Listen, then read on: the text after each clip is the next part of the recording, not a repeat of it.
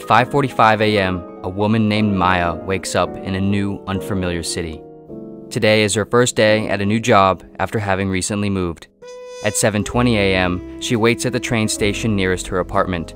At 5:28 p.m., she will take the same train again home. This first morning, she gets on the last car at the back of the train. Every day at 5:34 p.m., a man named Reeve takes the same train to work for his night shift. Then again at 7:25 a.m., he takes it home. Reeve always rides in the last train car, preferring the back for reasons he's never really thought about. Today, like every other day, he sits in the back left section of the left corner. Today, unlike any other day, Maya enters the train for the first time and sits just a couple seats away in the same section. As she does, Reeve notices her and then quickly looks down to his phone, pretending that he hasn't. Almost simultaneously, just missing eye contact, Maya notices Reeve as well, also quickly looking the other way. Both sit quietly on opposite corners of the same section of the same car of the same train as they glide through a city of millions of other things and people, both thinking only about the other at this exact same moment in time. On her way home from work, Maya gets on the rear train car again and sits in the same relative section. Several stops later, like he always does, Reeve does the same. As he rounds the corner of the train's doorway and moves down the aisle, he meets eyes with Maya. In unison, a small, subtle lip smile automatically forms on each of their faces, immediately followed by a downward break of eye contact. In this moment, through some weird shared connection affirmed by a soft contortion of the face, an inexplicable sense of almost fate fills each of their heads. Barred off by nerves and the quirks of interaction though, neither wanting to bother the other and both fearing the strangeness of rejection and failed attempts, they sit quietly secluded, each screaming in their heads, imagining notions of romance and lust and futures that hurt a little less. As more days go by, Maya continues to get on the same train car, on which continues to sit Reeve. Each day seems to almost exclusively contain their brief exchange of smiles and nods, the days blurring together, only made truly lucid and worthwhile in these introverted yet potent acknowledgments of each other. Eventually, somewhere around the second or third week of sharing the same train schedule, a certain unusual confidence overtakes Reeve. On his way to work this day, getting on the 5:30 p.m. train following Maya, he notices an open seat next to her for the first time. He takes it. After a brief pause and a hidden explosion of nerves and self-doubt, and an act of benign but heroic courage, he turns towards her. "Hi, I'm Reeve." Reeve meant to say, but actually said something that sounded more like, "Hi, Reeve," as a result of a small nervous tick inflection of his voice. Maya, also nervous, says, "Wait, who's Reeve?" Despite sort of realizing in real time that Reeve had mumbled what he meant to say. "I'm Reeve." Reeve replies with a nervous laugh, unsure if Maya is joking or not. "Oh, hi, I'm Maya." Maya responds, also with a sort of nervous laugh and stammer of her words. This shared inability to speak successfully somehow makes both a little more comfortable with each other. The hello quickly turns into a conversation about this and that, where they are going each day, where they are coming from, and what they would prefer those destinations were if it were up to them. The conversation turns into more conversations across more days, the two always sitting or standing next to each other. More conversations turn into a series of dates, dates turn into a relationship into love. A love neither have ever experienced before, a sort of love that horrible, unrealistic stories and movies peddle to deny the dog from hell that it otherwise normally is. The two fight and complain and clash over all the usual topics and hitches of relationships. But the love seems to pervade through it all. The desire to find solace in the confusion of being and non-being, to fill in the missing parts of self and purpose, to alleviate the strangeness and anxiety of existing in the unknown they have woken up to, all sustain the love. Even at the relationship's worst, the world feels worthwhile in the clutch of it. As far as one can be, Maya feels for the first time in recent memory like she is okay.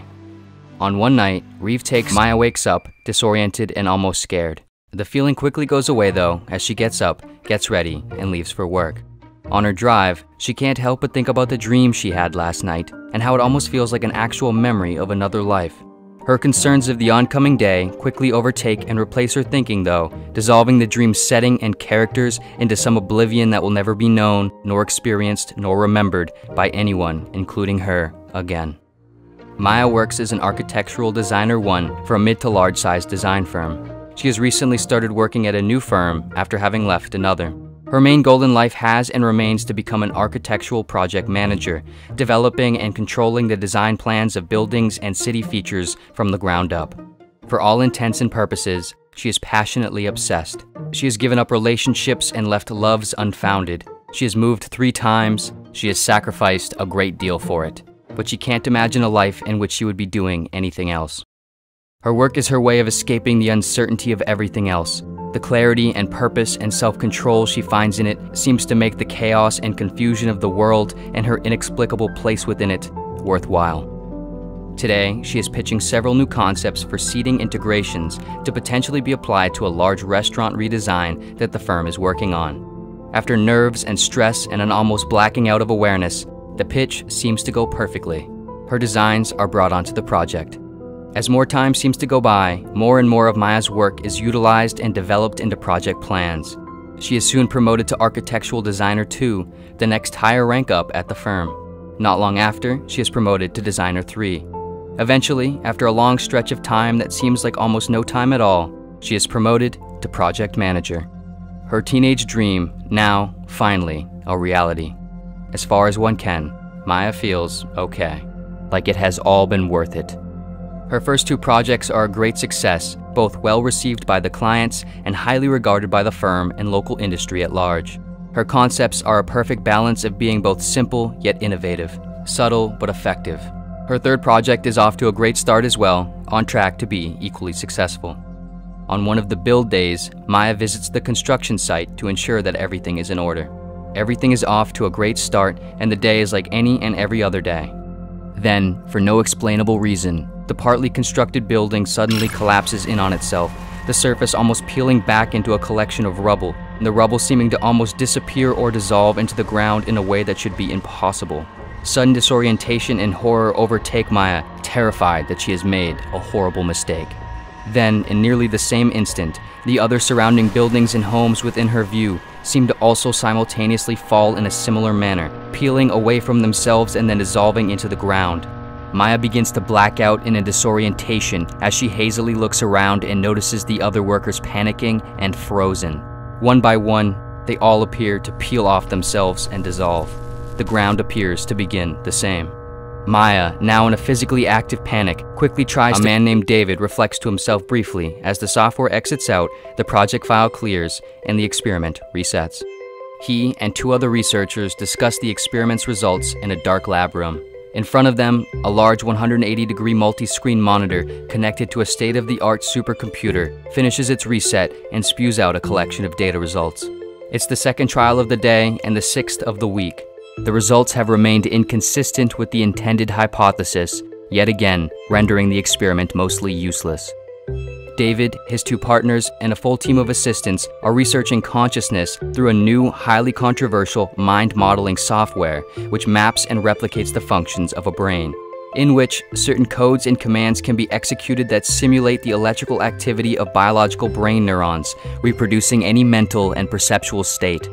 This then allows the software to interact back and forth with an artificially created exterior world, forming a hyperreal, comprehensive imitation of human experience and ordinary conscious phenomena. Specifically, in this experiment, David uses the software to set up a character entity with baseline genetic dispositions, false memories and influences of a childhood and adult life, effects from altered states like dreams, and so on. The character is then sent through a variety of scenes and moments of decision-making and performance assessment, all for the purpose of testing David's hypothesis of free will in conscious-like agents. David, who is lead researcher and one of the staple figures of the technology's development, has spent his whole life researching and uncovering mysteries of the mind. He has been given several major grants and awards over the span of his career and is regarded as one of, if not the most important figure of the 22nd century. Subsequently, he is one of 6 individuals who have been given clearance to utilize the mind modeling software under a variety of strict guidelines that limit the complexity. Nearly every day, David constantly rediscovers the childlike wonder that got him interested in science and philosophy in the first place. Each needle pushed forward, creating a grander and more enthralling magic show of reality. David is 176 years old. He is of one of the last generations who just missed a major transition into substantial anti-aging technologies. Just prior to, he was diagnosed with a late-stage, irreversible brain cancer. One of the last to be diagnosed with any form of cancer at all. Of course, it is only getting worse each day. And with mind uploading technologies still not fully figured out, they are unlikely to catch up to him in time. With the reconciliation of free will, randomness, and determinisms being one of David's great remaining goals in life, he spends nearly all his time in pursuit of this knowledge. After 2 more years of research, at age 178, a series of simulations run consistent with a set of David's predictions, confirming his hypothesis. On this day, the truth of self-agency and free will is discovered. As David looks down at the final test results, as far as one can, David feels like he is okay, like it has all been worth it. His greatest moment achieved. After a series of successfully reproduced experiments by other scientists, David's theory is accepted by the majority of the science and philosophy community, and not long after, by the public at large. A few weeks later, David passes away from his cancer following a series of complications during a group of individuals watched the digitally projected screen fade to black in the virtual reality theater they are collected in. It is the premiere of an art exhibit by Ray Dalar. Dalar, a famous simulation artist, codes and creates complex worlds and stories through autonomous characters coded with artificial intelligence algorithms, all run on a simulation inside a massive quantum supercomputer, in which the characters are sent through simulated universes governed by sets of laws that Dalar configures, anchoring and compelling the characters to his intended storyline, like a marionettist with strings made of code and a stage made of fabricated reality. As characters move through various maps and scenes, the simulated world creates and deletes parts of itself in real time, correlating with the characters' observations of it. The simulation adds environmental features consistent with the characters' imagined pasts, simultaneously encoding them with confabulated false memories, making it seem like things are upwards of billions of years old, when in fact, everything is hours, minutes, seconds, or not at all. Each character contains a fully simulated brain with a simulated sense of self-awareness and sensory inputs of a non-existent physical external universe. Dalar is known and renowned for his absurdly meta style. Many of his characters are often coded to doubt their realities, to suspect that something is off, and to become curious about what is, to consider that they are in something or something is in them, to ask why, where, and how, all for the purposes of inciting storylines through his characters' attempts to solve and deal with these uncertainties through art and love and self-improvement and knowledge and the creation of other realities. Of course, like all art, Dalar's work is a product of his own fears, anxieties, thoughts, and theories. He himself feels what he gives many of his characters, a skepticism or doubt in reality, a feeling that his sense of what is real is sufficiently detached from what actually is. He constantly wonders if he is most likely just in someone or something else's contrived reality, like his characters are in his. If he is living in a dream or simulation or a vat of nutrient solution elsewhere. If some evil genius is in his head, or if the entire universe is in the head of some evil genius. Dalar doesn't feel like any of this is true, but he also recognizes that he doesn't know what any of these things feel like. He only knows what he feels like, and he feels like everything could be anything. His sense of what feels real and natural tells him that everything is real and natural. But what if what feels real and natural is nothing but a byproduct of the very thing he fears is not? How can he trust what he feels without having any way of knowing what he does not? How can he know what exists outside his head without ever being able to step outside of it? And so, he creates art. To deal with this confusion and anxiety and self-doubt, and to explore all possibilities, he creates worlds of other characters who feel the same. After the screening ends, as always, following a massive ovation, Dalar opens to a Q&A with the audience. Several audience members ask about coding techniques, his thoughts on the limitations of current 23rd century computing power, the prospects of creating entirely self-sustaining simulated worlds, concerns of ethics, and so on. The Q&A goes as normal and is wrapping up. The last audience member in the line approaches the mic to conclude the event. He asks the following. Hi, this is probably the simplest question of the night, but I'm wondering, your work seems to always bring up questions of epistemology, obviously.